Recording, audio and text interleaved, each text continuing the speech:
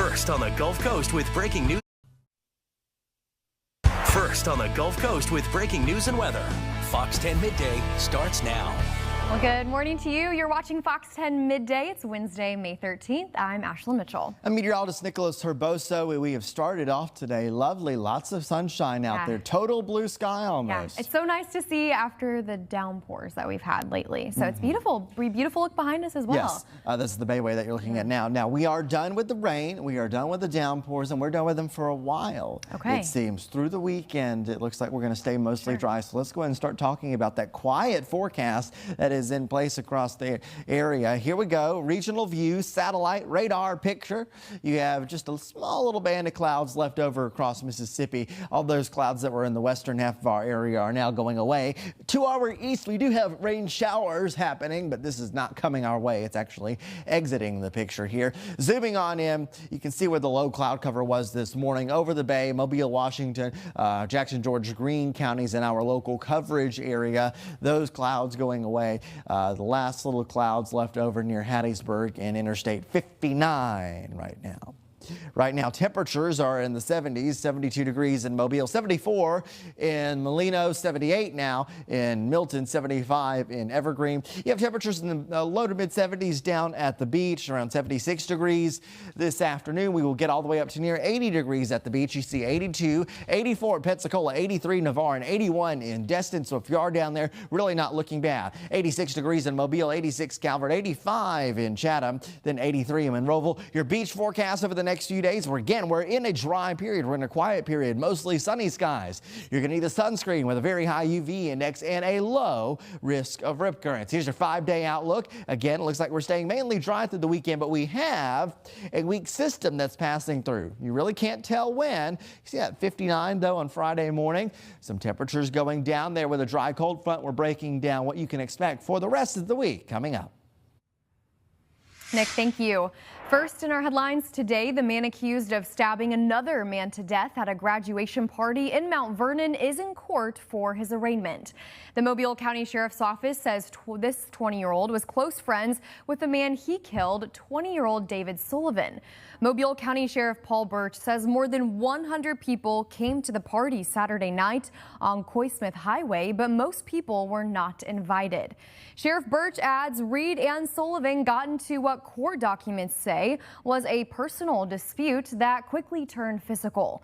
Sheriff Birch says Reed fired several shots, then pulled out a knife. He says someone tried to stop him and was cut in the process. Jail records show Reed was released on a $425,000 bond. Court records show he has to wear an ankle monitor. And meanwhile, sentencing is scheduled this afternoon for a Mobile man found guilty of murder last month after a trial that took just a day. The jury determined Neon Sanders intentionally killed D'Angelo Wallace on Navco Road in October of 2022. This was the first of 2 unrelated murder trials for Neon Sanders. He's also charged with capital murder in connection with the slaying that prosecutors say he committed while out on bond in the first case. Sanders' ankle monitor went dead, prompting the court system to transfer responsibility for electronic monitoring from private companies to the Mobile County Sheriff's Office. Prosecutors alleged during last month's trial that Sanders shot Wallace in the head during a dispute. The defense argued that Sanders was acting in defense of his sister, who he told police was the victim of aggressive touching and choking by Wallace. Sanders now faces 20 years to life in prison, and a trial date has not yet been set for his capital murder charge. Stay with us for updates on this story. And in the meantime, 2 women who are at the center of a cruise ship fight are in federal court this morning. According to FBI interview summaries, the trouble started on a cruise ship heading back to Mobile from the Bahamas. Documents say Tonya Nelson confronted Lisa Horace and her husband while they were in line to settle their cruise account. In her statement to federal agents, Horace said she tried to ignore Nelson at first, but things escalated when Nelson touched her husband's shoulder several times. Horace told agents Nelson threatened to slap her, and she slapped Nelson right back. From there, both women described the fight escalating to kicking, and Nelson says Horace jumped on her back. Court records show both women were issued federal citations for simple assault, and documents also say the two did not know each other before that encounter. Well, new developments this morning in the fight over Alabama's congressional district boundaries. A panel of federal judges in Birmingham giving both sides just days to make their case. This comes as Governor Kay Ivey set a date for a special primary election after Monday's Supreme Court ruling. That ruling paused a court order which prevented the state from redrawing congressional districts. The state says it will now use district maps drawn in 2023, which critics say could eliminate one Democrat from Alabama's delegation. For U.S. House districts 1, 2, 6, and 7, congressional primary races move to August 11th. That means voters in places like Mobile and Baldwin counties will have to return to the polls to choose their nominee. Now the fight over that map is only getting more intense. Shalila Dowdy, a plaintiff in the redistricting case and Republican candidate for District 1, and Jerry Carl are both weighing in. To me, it's about race. It's about taking away power from Black people. I think it's very promising, but the Republicans have got to get out and vote. Yeah, statewide races like governor and local elections like Mobile's upcoming sheriff's race are not impacted by this decision. Well, the governor's announcement is sending shockwaves all across the state coming weeks before the primary election. Our Lenise Lagon spoke with Congressman Shamari Figures last night, and he says he wasn't surprised. This entire process has been something that has not necessarily been unexpected or unanticipated, certainly unfortunate, but we knew the possibilities of ending up exactly where we are now from the moment. Figures currently represents District 2 under the court-ordered map, a map that was drawn after a federal panel found Alabama violated the Voting Rights Act by weakening Black voters' power. He's pushing back on the governor's claim that this is a win for Alabama. I certainly would not qualify it as a value of the state of Alabama. And as for whether he'll run under the new map, Figure says the legal fight isn't over yet. He says he's preparing to run in the district as it's currently drawn and will reassess if he has to. And the NAACP releasing a statement as well. They say they remain deeply concerned by the outcome and direction of this Supreme Court decision. They said in part, quote, "At a time when communities across the state are seeking fairness, transparency, and equal representation, many Alabamians now question whether their voices will continue to be fully and fairly heard in the democratic process," end quote. And Fox 10 is committed to keeping you informed as we find out more about the ongoing redistricting efforts in our state. You can find the latest updates, full statements, and more by going to fox10tv.com, the Fox 10 Gulfstream, and the Fox 10 News app. President Trump is now in China for a multi-day visit and high-stakes meeting with Xi Jinping. The leaders will discuss tech, trade, and Taiwan. But as Fox's Rebecca Castor reports, the war in Iran also hangs over this trip. A grand arrival for President Trump in Beijing with 300 Chinese teenagers chanting, "Welcome, welcome." The beginning of a lot of fanfare to come for this long-awaited reunion between Trump and Xi Jinping. There is opportunity this year for 4 meetings. Let's not look for everything to be resolved in this visit. That's unrealistic. But it lays the groundwork for a pretty interesting year in the relationship. While there are several thorny issues to discuss, Trump is prioritizing economic talks in China and brought more than a dozen prominent U.S. CEOs with him, including Apple's Tim Cook, NVIDIA's Jensen Huang, and Tesla's Elon Musk. President Trump's going to engage in his dollar diplomacy. That's what he knows how to do. And hopefully that will lead to advantages for the United States. Tariffs, rare earth minerals used in chips, and artificial intelligence will be discussed, as well as Taiwan, the world's largest chip maker. But the elephant in the room is Iran. President Trump says he doesn't need Xi to intervene, but China is the largest buyer of Iranian oil and could convince the regime to make a deal. China is the most energy-dependent country in the world, just the opposite of the U.S., which is the most energy-dominant country in the world. President Trump is going in we've got energy security and food security in America. China has neither of those things. He's in a great position in these negotiations. President Trump will have 2 meetings with Xi this visit, with the first one being Thursday morning Beijing time, late tonight here in D.C. In Washington, Rebecca Castor, Fox News. Also today, a longtime Immigrations and Customs Enforcement official appears poised to lead the agency. A Department of Homeland Security spokesperson says David Venturella is expected to become its acting director. His experience in the private sector includes work for one of ICE's biggest detention center contractors. Current ICE Acting Director Todd Lyons' last day is scheduled for May 31st, and he faces scrutiny for controversial immigration enforcement activities in several cities. DHS Secretary Mark Wayne Mullin says he wants agents to take a quieter approach moving forward. And according to reports, Florida will shutter its controversial Alligator Alcatraz migrant detention facility by early June. Sources familiar with the facility's operations telling the New York Times that vendors at the site were told Tuesday that detainees will be removed, quote, by the start of June, and the center will be dismantled in the following weeks. Republicans have said the facility deep in the Florida Everglades is a valuable tool in President Trump's immigration crackdown. But the expected closure follows mounting legal challenges, high operating costs, and allegations of inhumane conditions.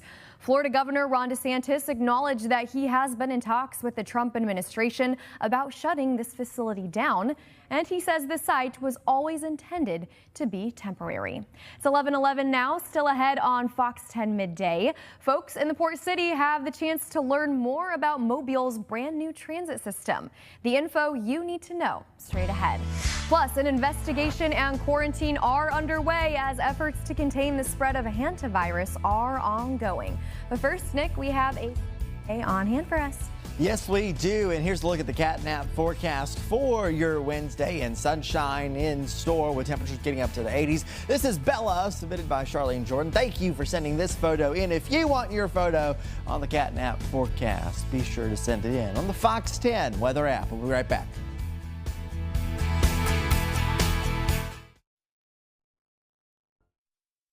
Welcome back. More than 120 people, all passengers and some crew from the hantavirus-infected ship are now in isolation in several countries, including the United States. The outbreak has officially reached 11 total reported cases, 9 of which have been confirmed. Now, a French woman infected on the cruise ship is fighting for her life, being treated with an artificial lung. Fox News senior correspondent Jonathan Siri has the very latest. Not all passengers from the cruise ship at the center of the hantavirus outbreak are in formal quarantine. The CDC said 2 Washington state residents came into contact with an infected cruise ship passenger on a plane. The 2 King County residents were within 2 seats from the ill passenger. Both people are now monitoring for symptoms at home, while other Americans who were on board the cruise ship are in quarantine facilities in Nebraska and Georgia.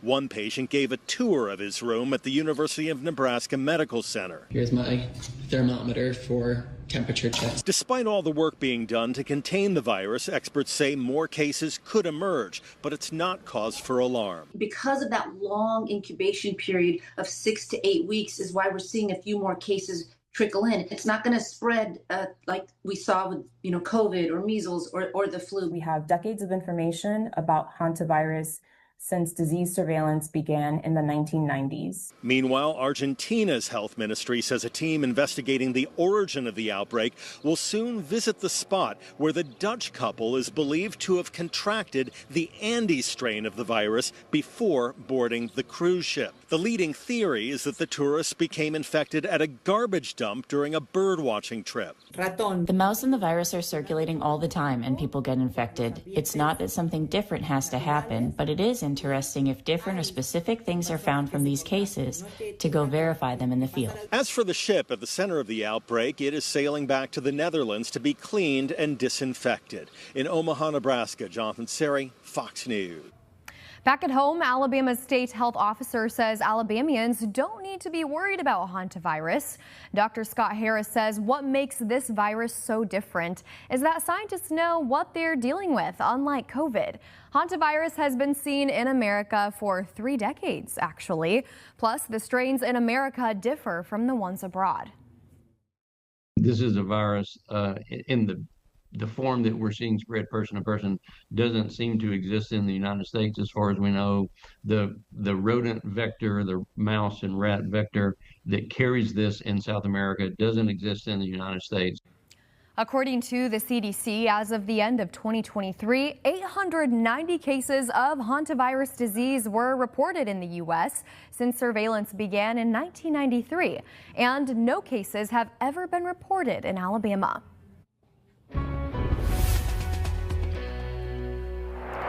Live view from Pensacola Beach. Isn't that a lovely view? Blue, blue, blue, blue. The water, the sky, abundant sunshine. That's what we're dealing with today as drier weather is settling into our region. Enjoy all of those lovely camera views. So as we look through the forecast today, it is going to be a warm one. Afternoon high temperatures in the middle 80s for many locations, low 80s at the immediate coast. At the beaches today, a low risk of rip currents. 82 degrees in Gulf Shores, 83 Navarre, and 81 in Destin, 86 here in Mobile, 86 in Calvert, and 83 in Grove Hill. So everybody dealing with warm temperatures, everybody dealing with sunshine today as well. The warm temperatures continue to stick with us despite the fact that we have a weak boundary, a dry frontal boundary that's going to roll across the region here soon. And that will not knock down the temperatures, but you'll notice a change in humidity as we go through this forecast. Look at the buggy meter. It really knocks down our humidity levels, or dew points is what we're actually looking at. Anytime this number gets into the 50s, that is a dry feel, especially here as we're approaching the summertime months. So you will notice a difference there. Let's look at this with the Futurecast. This is the graph model over the next 48 hours. This afternoon, mostly sunny and very warm with those temperatures in the 80s. Then this evening, temperatures fall through the 70s and into the 60s overnight tonight. There could be 50s for our areas near Highway 84. This is 5 a.m. on Thursday, and you can see 59 and Andalusia, 61 and Evergreen, maybe briefly going into the 50s. Then 7 o'clock in the morning, it is going to be a sunny start on our Thursday. Then Thursday afternoon, warm temperatures back up into the 80s. By Thursday evening, we have temperatures falling through the 60s and eventually through the 50s here. You can see some decently low numbers by Friday morning, 58, 59 degrees in Mobile, low 50s inland, and there's even a 49. This is, of course, a forecast model in Evergreen. So really saying that we could get a bit of a difference feeling in the morning. The afternoon will still be warm as we head to Friday. Other weather headlines: dry into the week overall. Very warm temperatures in the afternoons as we go through the weekend and even into next week. And also next week, we're keeping an eye on our next rain chance. We'll talk about that in a second. First of all, this evening, again, if you have plans, really looking nice with the sunny skies. Your day planner tomorrow, mostly sunny skies here in Pensacola. Temperatures in the low 80s. I think we get up into the middle 80s in Mobile tomorrow, around 83, 84 degrees in the afternoon with abundant sunshine. We're keeping the rain chances low here through the forecast. Then you see next rain chance maybe next week, middle or end of the week. Right now, we have a ridge of high pressure that's going to be the main thing that's in control. But after that, we could see our next systems coming out with maybe some spotty showers. And overall, the long-range temperature outlook does look quite warm over the next 6 to 10 days. There's that full outlook, abundant sunshine, and some very warm temperatures. All right, Nick, thank you for that update. Starting today, Mobile residents will have a chance to learn more about the new Second Line Transit. The goal is to make public transportation across Mobile easier, more efficient, and more accessible for riders. Throughout the week, there will be several information sessions for people to learn about the possible route changes and give some feedback before the changes are expected to take effect in July. The first session is happening today from 3:30 until 6:30 p.m. at the Thomas Sullivan Community Center. That info on your screen here, with additional sessions scheduled for tomorrow at the West Regional Library and Friday at the Ben May Main Library. Officials say these meetings are designed to help residents better understand how the updated network could impact daily commutes, bus routes, and access to services across the port city. City leaders say these changes are part of the next step in the evolution of Mobile's newly rebranded transit system. And if you can't make it to one of the sessions, officials say the proposed routes will also be available online, and feedback can be submitted through the transit system's website. Our series on the lack of high-speed internet in rural Alabama is now a 30-minute special report, only available on the Fox 10 Gulfstream. In fact, all 5 of our stories are now combined into one special. It's titled High Speed Hope, Bridging the Rural Divide. Lenny Slagang, Cameron Taylor, and Claudia Nichols are taking a deeper dive inside the fight to bring rural communities online. They spoke to business owners, students, and others who have been left behind. They also look into the technology that's still needed and a new state plan aimed at getting high-speed internet to these small towns. You can just click on the Gulfstream app and you'll see the special on our homepage. Speaking of that app, Nick's behind me right now from our broadcast from just a couple of seconds ago. But we're going to go back here and jump straight into it. This is a free download in the App Store using our Roku remote today. Again, you can jump into our live broadcast. There's us right here, anywhere, anytime. Again, this is your one-stop shop for all things Fox 10 News and weather. Going down here, we're going to find that high-speed Hope tab like we were just talking about. And as you will see, it has all of the resources right here. There were several sit-down interviews that this crew that was working on this story did as well. If you haven't had the chance to listen in, they did so much work on this. It's a wonderful resource. So be sure to download the Fox 10 Gulfstream app. Again, this is free. You can download it on your Apple device, Android device. We have so much specialty content on this app as well. Scrolling through here, we have Studio 10, Unwritten Legends, Aging Untold. We also have a few podcasts as well. You'll realize that there's a lot to discover here on the Fox 10 Gulfstream app. It is 11:24 now. Thank you for staying with us here on the show. Coming up, the road to a state title is almost over, and one Gulf Coast team remains in the hunt. We'll show you how the Rams are getting ready for their toughest test yet next.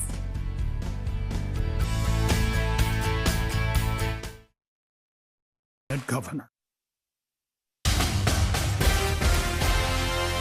The road to a state title is getting shorter, and only local baseball team remains in the hunt. Top-ranked Faith Academy is back in the Final Four after another dominant playoff performance. The Rams getting ready for what could be their toughest test yet. Our sports director Emily Cochran takes you to West Mobile. At this point in the season for Faith Academy, there's no need for extra motivation. The Rams know exactly what's in front of them. 3 playoff rounds, 3 straight sweeps, and now a spot in the state semifinals. Faith has been one of the most complete teams in the state all season, but it's the defense that's taken over this postseason. The Rams are a perfect 6-0 in the playoffs, and they've given up just 4 total runs during that stretch. On the mound in the quarterfinals against Demopolis, Brody Wilson dominated Game 1, striking out 12 in a 2-0 shutout win. Then in Game 2, Christian Freeman took the ball and delivered again, striking out 9 as the Rams closed out the series and punched their ticket to the semis. We've been practicing hard and keeping up our reps and things like that. That's the biggest thing this time of the year because you have a whole week off.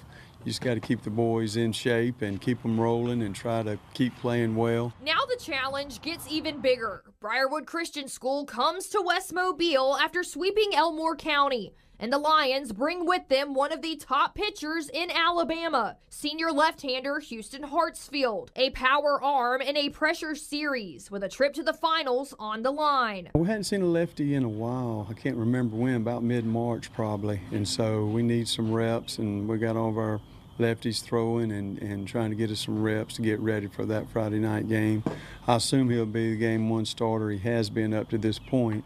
So we're just trying to focus him in on putting the bat putting the bat on the ball and moving runners. And around campus, you can feel the energy building. The Rams are expecting a huge crowd for the semifinal series. So huge, the coaching staff has tracked down extra bleachers just to make room for every fan. There'll be a great crowd out here, and you'll have a lot of people come that's, really not Faith Academy fans, I guess, but it's baseball, it's playoff baseball, and it's exciting. High school sports is exciting at its best. And so it's going to be great, and it's going to be a good crowd, and we're looking forward to it. This program hasn't lost a game this postseason, but everyone here knows the margin for error shrinks this time of year because one more series win, and Faith Academy will be playing for a state championship. In West Mobile, I'm Emily Cochran, Fox 10 Sports. First pitch in Game 1 between Faith Academy and Briarwood Christian is set for 4:30 tomorrow afternoon in West Mobile, with Game 2 to follow. The winner of this series advances to the AHSAA state finals.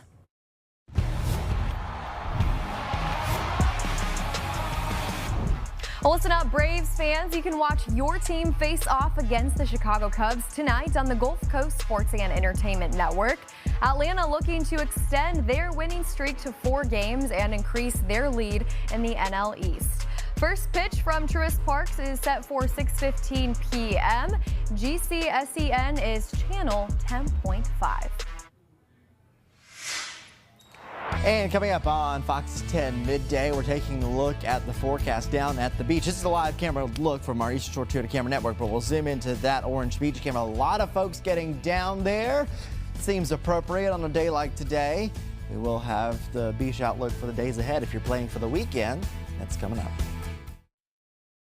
On the next Investigate TV Plus, police officers put their lives on the line to protect and serve, and despite their service, their K-9 co-workers receive no money from departments to cover vet bills and retirement. We've seen surgeries as high as $40,000. The need is astronomical for these hardworking heroes. We uncover the issue one expert says puts the lives of police dogs at risk, and how some states are stepping in to help fill the gap.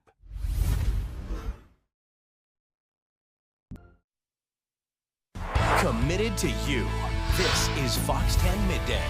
Welcome back into Fox 10 Midday. Taking a look now at our half-hour headlines. We needed all that rain, but it's creating a headache in downtown Mobile. Construction crews at the new $300 million Regions Arena are fighting to stay on schedule after last week's downpour damaged part of the site. Around 200 workers are on the job now, with more coming and even a possible night shift to make up lost time. City leaders say they're still confident the arena will open in time for an early Mardi Gras season, and they're counting on it to bring in millions of tourism dollars and new tax revenue for Mobile. We'll keep you updated on the status of the project. And a family still searching for answers nearly a year after their loved one vanished without a trace.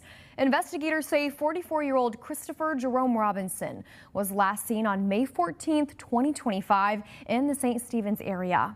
Now his family is renewing their push for information, hoping someone remembers something that could help bring him home. Family members say Robinson is an Army veteran who suffers from PTSD and had traveled to Alabama after living in the Philippines.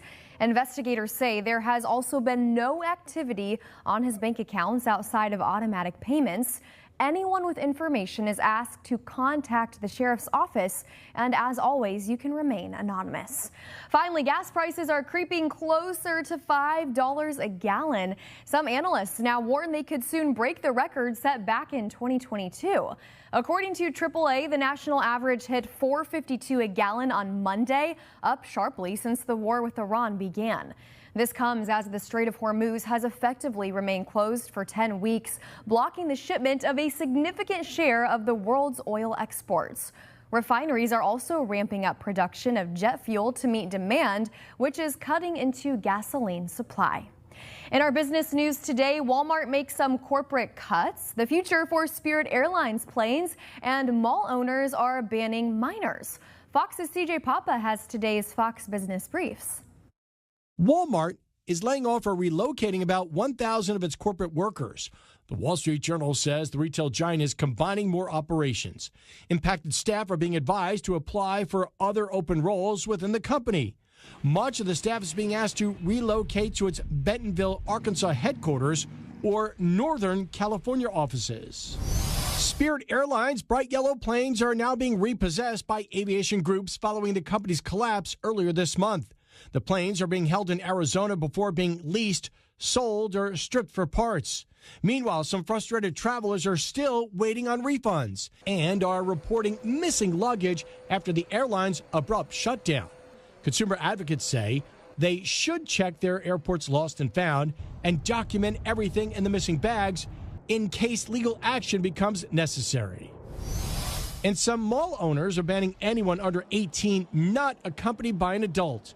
The Wall Street Journal says the restrictions follow teen disruptions at their properties.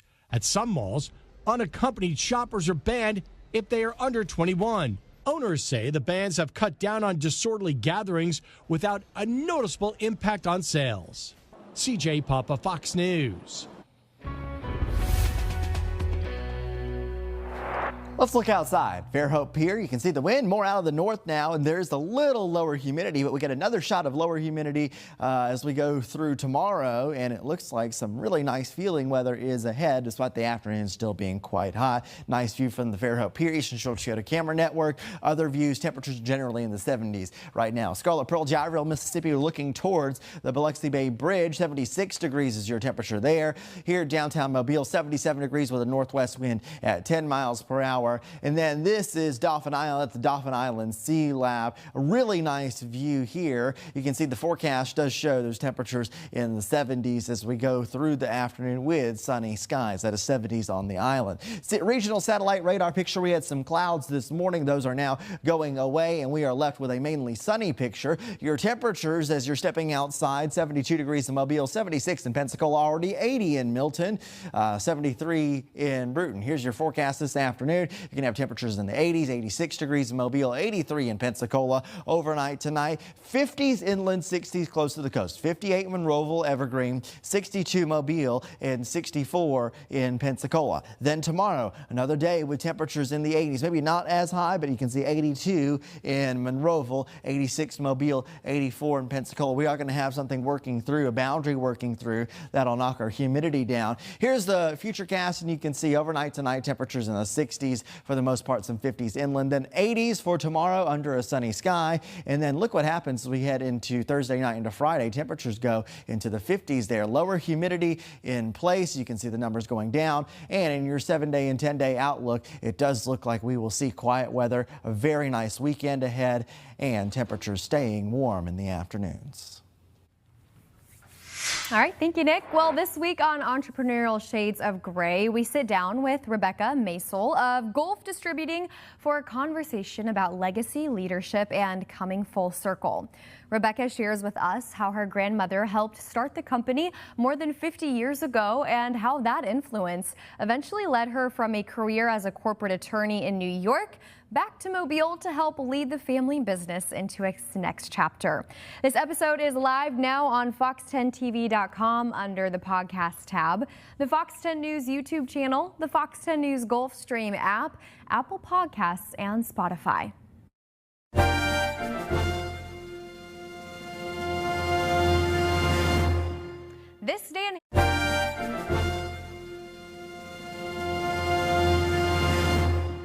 This day in history, May 13th, 1939, the first commercial FM radio station began operating in the United States. It quickly revolutionized broadcasting, delivering clearer sound and fewer interruptions than AM signals, and transforming radio into the communication tool we still rely on today. From severe weather alerts to morning drive time, the impact of FM radio is still heard all across America.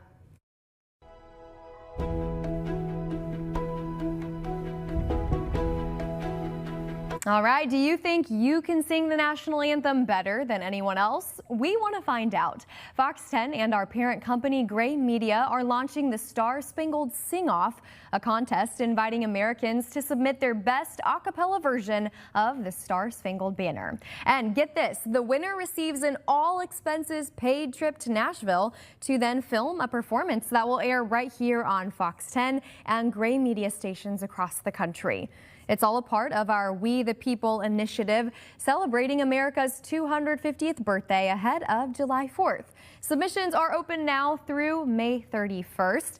Just head on over to fox10tv.com to enter and see the official rules. The link is at the top of the page right above the Fox 10 News logo. It's 11:42 now on our Wednesday. Still to come, a well-known comedian is returning to host the Oscars again. We'll tell you who it is straight ahead. Plus, are you tired of scraping the litter box? Well, a $30 spray promises to keep clumps from sticking. We put the non-stick litter spray to the test in this week's Does It Work? We'll be right back.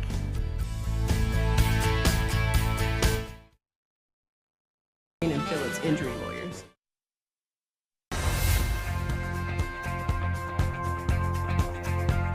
If you have a cat, you know that cleaning the litter box isn't always easy. Sometimes there are clumps of litter left behind that you have to scrape out. And this week's Does It Work? Rachel Hackbarth tests out a non-stick litter spray that's supposed to get rid of that problem. Not only does Jordan Bonnie-Eunice work with cats at the Kansas Humane Society, he has a couple of his own at home. So he knows just how frustrating cleaning the litter box can be. We use newspaper to lay underneath the litter just for easy tossing of it. But every once in a while, they'll hit the newspaper, or they'll go around it. Could this week's Does It Work product help him out? The makers of the Lady In non-stick cat litter spray claim their product will prevent litter from sticking to the sides and corners of your litter box, ensuring a quick and efficient cleanup. The 6-ounce bottle costs $29.99 and is supposed to last for more than 60 applications. Clean the litter box and dry it. Gently press the bottle and spray a thin layer on the inner walls of the litter box. That looks good. So it's pretty coated? Yeah. Normally we'd put a sheet of newspaper down, and that's what's going to help us dump it really easily. But hopefully this could be a good replacement. Speaking of replacements, we're not actually going to wait for a cat to use its litter box. Instead, we're just pouring some water and using our imaginations. We'll let that dry for a few seconds. Okay. Our spray is dry, our litter is ready, but will the clumps in here cooperate with our cleanup efforts?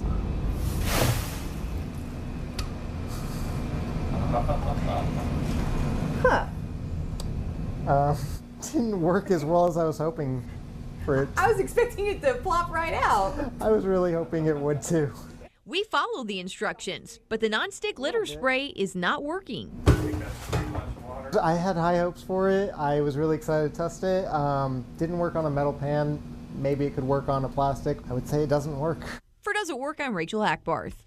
Well, you win some, you lose some. The Does It Work team found other buyers complaining of similar issues on the company's page and reached out to the makers about the issues. Yeah, and they said, quote, this nonstick spray mainly works by forming an oil-like protective layer on the surface of the litter box, and that you still need to use a litter scoop. Yeah, the idea was there. It failed. You know, that's a good life lesson. Yeah. Just keep trying. Maybe they'll develop an even better product. Yeah, maybe we shall see. Maybe we'll see the updated version later on. Yes. In the meantime, a neat story here. Yeah, the Oscars keep showing a lot of love for Conan O'Brien. Yeah, the Emmy-winning talk show host is going to host the movie awards ceremony for the 3rd year in a row next year. Disney, which holds the rights to the show until 2028, made the announcement earlier Tuesday. And a lot of the same team are coming back. The executive producers are returning for the 4th year in a row, and 2 other producers are returning for a 3rd time, with one of them also serving as a writer.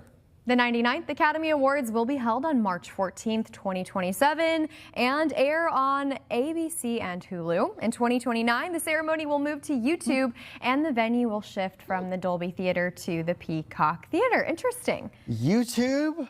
I think that is, that makes sense. Yeah, it does. I mean, you use YouTube a lot as well. It's a great resource. I think a lot of people do. It's accessible. It is accessible for sure. Do you watch the Oscars? I have before. Yeah. I don't always, but I've never watched it all the way through, but I think I will this year. And Conan O'Brien and iconic. Actually, Just a great host. I can't remember the last time I watched where he was hosting. I don't know if I've watched one where he's so good. Might need to watch it in its entirety this year, other than the highlights. It is 11:50 now. Thanks for staying with us. We're taking a live look now outside.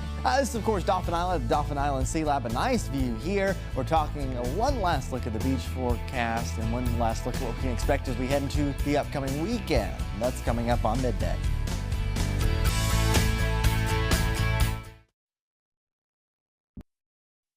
Listen to this. A very lengthy and muddy rescue unfolded underground to retrieve a dog that tumbled more than 2 stories down a narrow pit, and the entire thing was caught on camera. Jeremy Roth has today's Take a Look at this. This is the moment a dog was pulled to safety after spending more than 6 hours trapped in a narrow underground pit. The rescue unfolded in the grasslands of the UK's North York Moors, where officials say the dog fell roughly 21 feet down the narrow pit, tumbling through tight gaps and becoming stuck. Multiple agencies responded and organized a rescue that took some 6 hours, including an attempt by a Petite Cave rescuer to squeeze through the tight underground gap, which ultimately proved successful. The rescuer and pup were pulled back to the surface, where a wagging tail was a good sign that the dog was okay. Responders later gave thanks to everyone involved in a, quote, technical, challenging, and very muddy joint rescue. Video from another rescue shows the moment a heroic Tennessee cop kicked in a door to save a family of 3 from a house fire. The Chattanooga officer's urgent approach turned aggressive upon learning there were 3 people still inside. Once he kicked his way past the flames, he was able to get a mother and 2 small children to safety. He then went to work extinguishing the smoldering exterior. The department said police are not trained in firefighting, but they do take an oath to serve and protect, giving this brave officer full props for the selfless save. Finally, nothing could save a driver caught speeding down a Virginia highway from a citation, not even a very unique excuse. Is unique the right word? So you're going to drive like it because you're like the paddle ball. Yeah, that reason didn't pass muster with Fairfax County PD, which issued a reckless driving citation, and the department later shared the vid asking viewers to rate the driver's excuse. Spoiler alert, this lead-footed paddleball player did not score well. For Take a Look at This, I'm Jeremy Roth. Yeah, probably could have picked a better excuse there. Not very convincing. Don't be dumb. All right, let's take a look at the forecast here. Outside, there's another view of Dauphin Island Sea Lab. Really looking at it. I just love that shot there of the fort. Now, beach forecast, if you are down there over the next few days, it's a low risk of rip currents. So if you have plans to go to the beach this weekend, you're looking good. I think we keep the low risk into the weekend. If you have not made plans to go down to the beach, and a lot of people are going to be down there, so be prepared. Also be prepared for a very high UV index. One thing you'll notice about Thursday and into Friday, there is going to be a slightly drier feel to things. Here's the Muggy meter, and you see the dew points, which of course is our measure of moisture in the air. Just look at the chart and you can see the frame of reference there. It puts us into the pleasant category for Thursday and Friday, despite the fact that the temperatures in the afternoon are going to be extremely warm here. We're talking about temperatures near average, but they're very warm in the middle 80s. Folks inland away from the coast could soar all the way up to near 90 degrees, especially by this weekend and early next week. Speaking of early next week, there is a small chance for rain that starts to creep into the picture. You have to wait a little bit though. So here's your 7-day outlook. Wednesday, Thursday, Friday, Saturday, Sunday seem like the driest and quietest days with warm temperatures in the afternoon. The weekend looking quite fine. Monday around a 5% chance of rain, maybe not enough to put on there. But then we'll watch around mid to late week next week. Mid to late week next week, where we could see a return of showers and maybe some thunderstorms, probably some pop-ups, and then it might get more interesting as we go through the end. Some lower humidity later this week. Sign me up. We'll take it. Thank you for watching Fox 10 Midday. We will see you on Fox 10 Live at 3. Happy Wednesday.